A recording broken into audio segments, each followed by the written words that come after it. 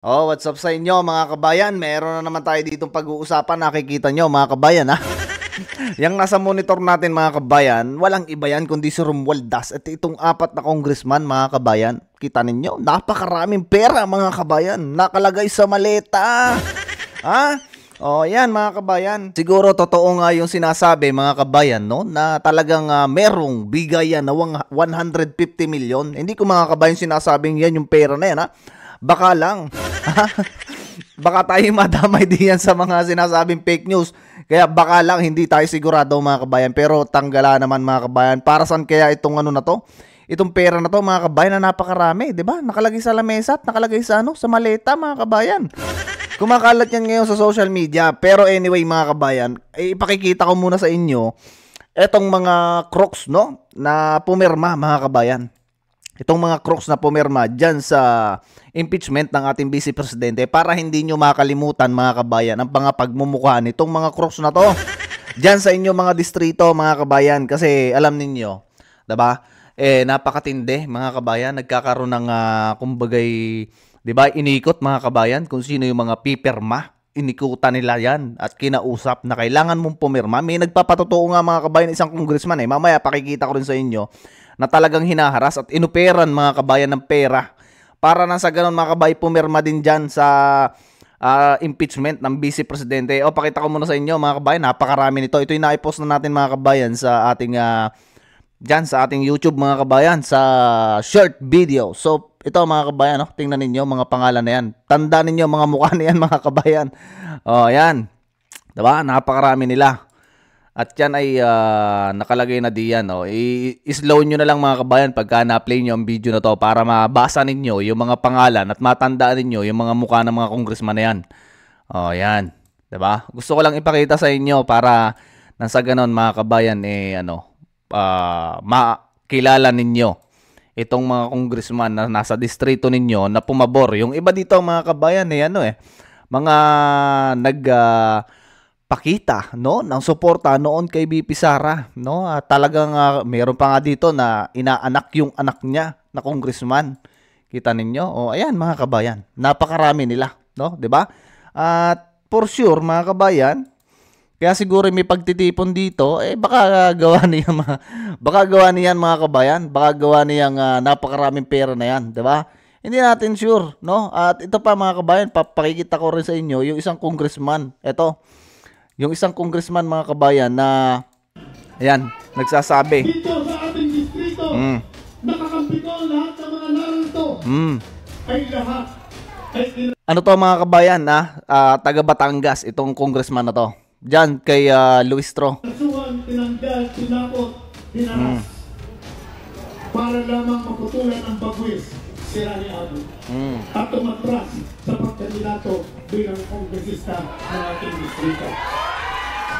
Wah? May 2 buwan na nakakaraan. Inalok ako ng 100 milyon. Yan. Inalok mga kabayan ng 100 milyon itong congressman na to. Diba? Inalok ng 100 milyon mga kabayan. Tanggala, napakaraming pera nun. Kita mo mga kabayan. Kaya siguro napakaraming pera ng Congress, no? Tunay. Primera. Bukal ang aking anak na si Dr. Reyna. Matas lamang ako sa pagkandidato. Kita niyo mga kabayan, pinapaatras na tumakbo, ha? Maging kalaban ni Luistro. Tunay. Ang isang buwan, tinaasan ang alok ngayon at ginawang 150 million. Oh, grabe mga kabayan. Ganyan sila ganyan sila magsuhol, no? 150 million. 150 million mga kabayan, kita ninyo? 'Di ba? Ganyan karaming pera mga kabayan. Napakayaman itong mga nag-o-offer na to. Umatras lang to si itong si congressman na to mga kabayan. Kasama, mga kababayan, si Rani Abu hindi atas sa laban ito. Tama. Ang laban ito ay hindi mo laban. Hindi laban ni Rani Abu. Ang laban ito ay laban natin lahat. Alam ninyo mga kabayan, ang nakakatakot kasi dito sa mga probinsyang laban, no? Na mga congressman, mga pulpolitiko, mga kabayan. Ang nakakatakot diyan, meron kasi mga kabayan na yung bigla ka nalang babarilin, raratratin. Yan yung nakakatakot mga kabayan sa eleksyon sa probinsya. Diba? Nagkakaroon ng takutan na nangyayari. Ay, tuloy natin sa bagay. Ito naman mga kabayan, mayaman din. Ano, aring congressman, aring kumbagay, may posisyon din, no? Yung kanyang mga anak dyan sa gobyerno. Dahil kung nagiging kung natatakot at ginagawa ng pagsasamantala ang mga leader natin dito matataas, kayo kaya na mga ordinaryong tao ang hindi takutin, Tama. ang hindi pagsamantalahan ang kailangan ng mga nanunungkulan ngayon. Tinitindigan ko ang labang ito para maalis ang masamang kultura na nais ipadama sa pananalawigan ito sa distrito ito. Ang kultura ng pananakot na labanan natin yan at hindi tayo makatakot bilang pagdati ng pananalawigan. Kita mo mga kabayan, yan ni kalaban ni Luis Tro, no? Diyan sa kanyang distrito, ano, pinapaatras mga kabayan at inuopera ng 100, unay 100, sumunod ay 150 million. 'Di ba? Ganyan sila kagalante mga kabayan. At isa pa mga kabayan ay palpak, no? Palpak itong pagpapasa, no, ng impeachment complaint sa ating Vice Presidente mga kabayan. Yan ang sabi, Yan ang sabi ni Justice Carpio. Ito, pakinggan din natin, mga kabayan. Time ang Senate kasi mag-election na campaign period will start February 11. Wala na silang time. Babalik sila June. Pero sa June, konti lang. I think they have just 2 weeks. Alam niyo mga kabayan na nakakapagtaka lang, no? Alam nila, mga kabayan, na babakasyon ang Senate, no? Alam nila mga kabayan na magbabakasyon ng Senate, pero bakit minadali, no, na ipasa sa Senate ang obligasyon mga kabayan sa pagdinig ng impeachment ng ating Vice Presidente? Di ba kayo mga kabayan nagtataka? At di ba tatlo mga kabayan yung impeachment complaint sa Vice Presidente at isa diyan mga kabayan ang ipinasa nila, no? Inaprubahan ng Congress at ipinasa nila sa Senate para dinigin, no? At yung dalawa mga kabayan ay inimbak nila sa archive. Diba? Kung ito mga kabayan ay talagang sinusulong ng impeachment, imposible mga kabayan na hindi nila alam na ang Senate ay magkakaroon ng suspend or magkakaroon ng bakasyon. Kasi nga mga kabayan, magkakaroon ng eleksyon. Diba? Bakit nila tinuloy, no, na ipasa at minadali nilang ipinasa dyan sa Senate? Pinasa nila dyan sa Senate para dinigin, no? Pero mga kabayan, di ba, ang sabi ni Villanueva, nagpa-end session agad, no? Yan dyan sa Senate. At dapat mga kabayan, di ba, napakahabang proseso niyan. Ika nga nito ni Justice Carpio. So, tuloy muna natin mga kabayan para mas lalo nating maintindihan. 2 weeks to 14, 15 session days. Kita nyo, di ba, napakahaba mga kabayan. 15 days ang session dapat. Walang, they will not be interested. Hindi matapos. Kasi you have to give Sara 10 days to answer the complaint. Maubos yun yung 15 days yun, baliwala yun because you have to give Sara time to file his comment. Anong position mo? Ang position namin, don't file it now because you cannot act within, kasi mag-expire yung Senate So there will be a new Senate. So you have to refile it.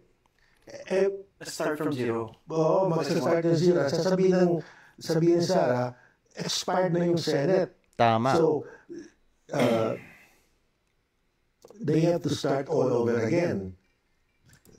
Di ba mga kabayan? Tingin ko lang mga kabayan. Kaya yan ay minadali nilang ipasa dyan sa Senate. Para mga kabayan, takpan, no? Takpan yung issue patungkol sa BICAM. Kasi alam nila mga kabayan na yung Senate magkakaroon ng bakasyon. Kasi nga, eleksyon mga kabayan. Alam nila yan, for sure, nag-uusap yung mga yan. Imposible naman mga kabayan na walang kaalam-alam yung mga tulunggis na yan. Di ba? Napag-aralan na nila yan mga kabayan na talagang ipasa ninyo dyan sa Senate kasi walang mangyayari yan. At itabi natin yung dalawang impeachment complaint sa Vice Presidente. O, di ba? Yan yung plano nila. Kasi mga kabayan, gusto nilang pagtakpan ang kabulasutugan na nangyari sa BICAM At katulad na lang nung nangyari din sa PhilHealth, mga kabayan, na bangkarote. Saan ka nakakita yun? Pinalta na, mga kabayan, yung CEO, no, ng PhilHealth. Pinalta ng panibagong CEO. So, mga kabayan, ang pananagutan nun, ay di ba'y kaalyado ni Bungit yon, mga kabayan? At ito pa, ang napakatindi. Alam niyo, natatawa ko dito sa press briefing na to ng presidente natin, no? Laging lutang, mga kabayan. Napakatindi ng taong are. Sa mga interview na yan, laging lingo. Uutal-utal pa, mga kabayan. Hindi ko alam bakit tayo nagkaroon ng ganyang pangulo, mga kabayan. Napakatindi. Laging uutal-utal. Pakinggan natin, mga kabayan, na sinabi niya dito. At kayo, mga kabayan, magbigay din kayo ng reaction nyo dyan sa comment section. Kasi tunay na grabe, mga kabayan, ang nangyayari sa bansa natin. Nakakahiya. That's the way I see it. That's the way that happened. And now I'll open the floor to any questions of yours. Thank you, Mr. President. First question, Ivan Marina, GMA7. Good afternoon, Mr. President. Good afternoon. While it is true na constitutional duty ng House na Tama. to act on the impeachment complaint, meron ho silang choice kung i-endorse nila o hindi.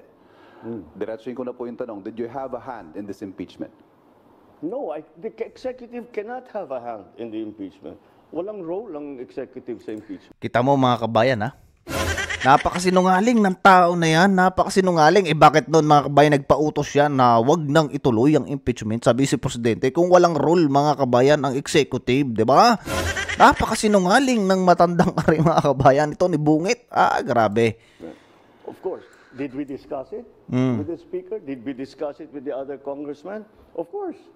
And tinatanong, anong plano ninyo? Ano ba talagang gusto ninyong gawin? And that's it. Well, nandito na ito. Hindi na namin maiwasan.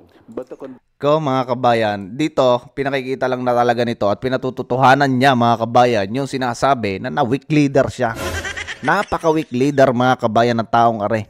Conventional thinking, Mr. President, is that nothing comes to pass in the House without the President or without Malacanang's blessing. Totoo yan, mga kabayan. Totoo to. Maganda tong mga tanong na to ng reporter ng GMA, mga kabayan. Butit pinalabas to. Sa bagay, naka-live nga pala to, mga kabayan, dyan sa RTBM na yan, no? Napakaganda ng tanong niya. Talaga naman, mga kabayan, na may involvement itong mga nasa Malacanang. Kasi kung walang bas-bas, mga kabayan, ng mga nasa Malacanang or narinig Bungit or kung sino pa man, mga kabayan, hindi mag-uubra yan yung nandyan na impeachment. At kung talagang totoo na pinaninindigan niya na wag ituloy ang impeachment, mga kabayan, hindi sumusunod sa kanya yung mga alipores niya, mga kabayan, kung ganon. Diba? Ginagawa tayo, mga kabayan, tulonggis nitong mga nito ni Bungit, mga kabayan. Well, you give me too much credit. But again, what the House has done is clearly the mandate that they have been, the constitutional mandate that they have to proceed with the impeachment complaints. So that's why I think kita mo, mga kabayan, napaka nitong tao na rin. Palibas at sinungaling, mga kabayan, nagdududubido na, mga kabayan, itong tao na to.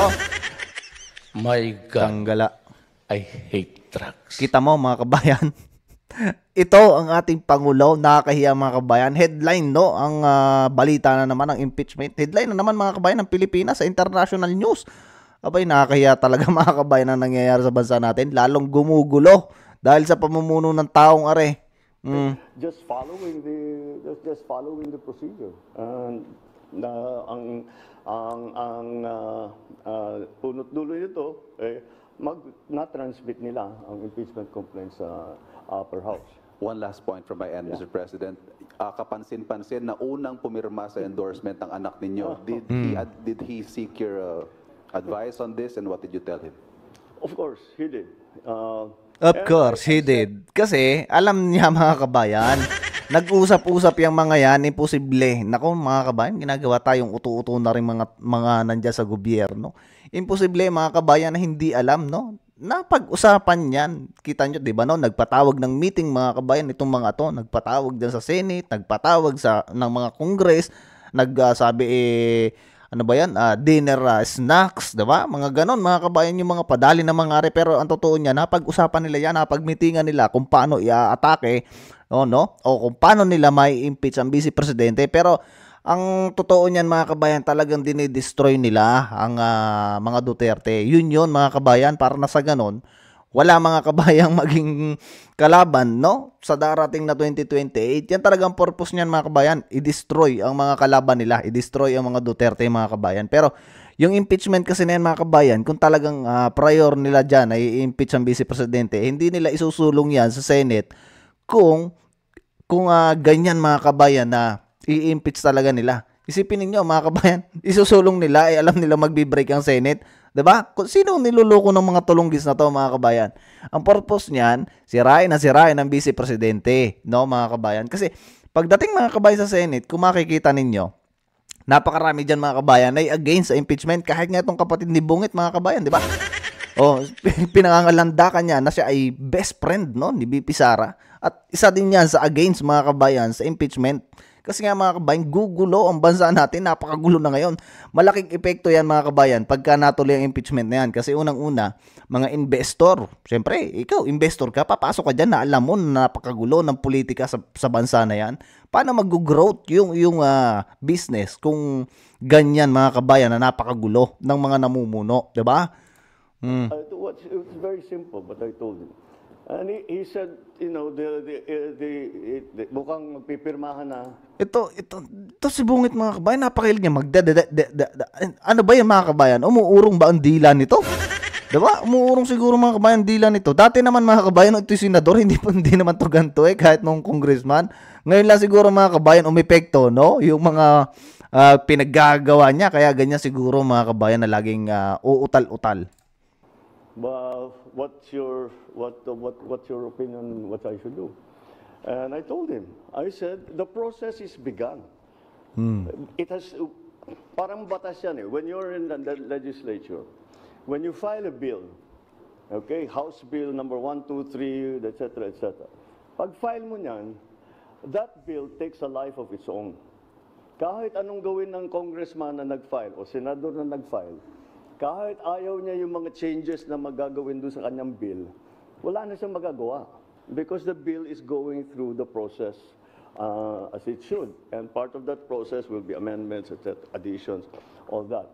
The impeachment... Kaya pala mga kabayan, ito yung nagbasa, no? Nagbasa ng 4,075 pages ng gaamang kabayan. Sus, ganyan pala mga kabayan ang proseso na ginagawa, no?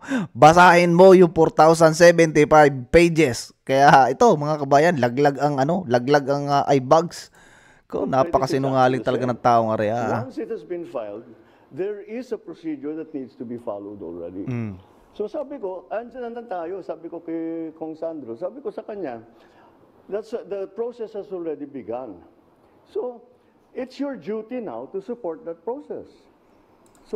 Sus mga kabayan, it's your duty. Ay bakit napakarami pa rin mga kabayan ng ibang congressman na hindi pumirma? Ibig sabihin mga kabayan ng mga hindi pumirma, hindi sila sang-ayon na ma-impeach ang Vice Presidente. At pangalawa mga kabayan, tumatanaw sila ng utang na loob siguro, no, sa Vice Presidente. At hindi sila hipokrito, no, na ituloy ang impeachment na yan. Hindi sila sang-ayon mga kabayan. Tapos sasabihin nito na kailangan mong suportahan yung mga tulonggis na crooks na yan, na permahan at isulong yung impeachment na yan sa Vice Presidente, kasi malalagot tayo pagka yan naging presidente. Yan yung totoo mga kabayan dito sa sinasabi ni Bungit. Nako mga kabayan. Do your duty. That's what I told you. Do your duty. Do your duty. You have to support the process. You are constitutionally mandated to carry out that process. And you are a congressman, so do your duty. That's what I told him. I didn't know you'd be the first to sign, though.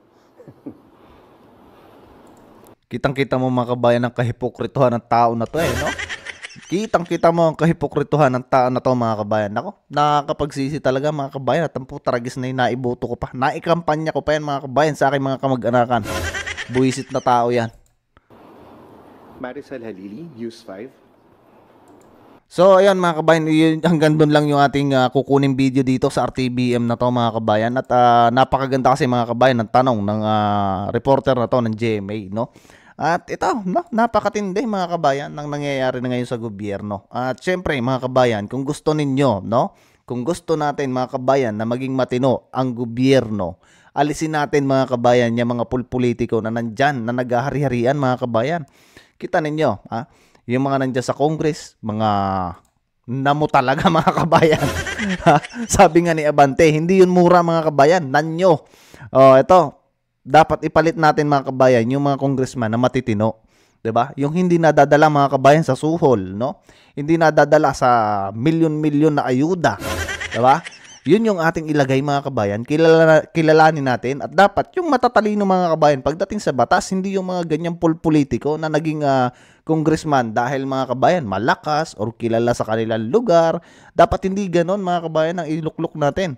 At pangalawa mga kabayan sa senatorial, no? Ito mga kabayan, makikita nyo si Senator Bongo mga kabayan, maganda ang naging programa niya. Yan si Congressman Marcoleta na nagsusulong na ibaba ang kuryente. 'Di ba? Yan yung iboto natin. Ito si Senator De La Rosa. 'di ba? Yan yung mga senator mga kabayan na dapat nating iboto. Yung slate, no, ng PDP laban, kasi alam naman natin na yung mga yan mga kabayan ay bright, no, matatalino at may malasakit sa bansa natin. So anyway mga kabayan, ayan, see you sa susunod na video natin. Adjust muna dito sa video na to. At sana mga kabayan, no, ay magising tayo, no, kasi kawawa tayo mga Pilipino, no, kasi kita nyo, napakamahal na mga bilihin, tumataas ang mga bayarin mga kabayan, kuryente, tubig, mga bilihin na bigas mga kabayan, lahat na tumataas. Wala namang nangyayari mga kabayan sa gobyerno, puro na lang kuha ng pera, utang dito, utang doon mga kabayan, na hindi natin alam kung saan napupunta yung mga inuutang na yan. So ayun mga kabayan, adjust muna at ingat kayo. At huwag nyo kalimutan mag-like, mag-share, nang sa ganun mga kabayan dumami pa yung mga Pilipino na makapanood sa mga nilalabas natin. Bye-bye muna mga kabayan. See you sa susunod na video.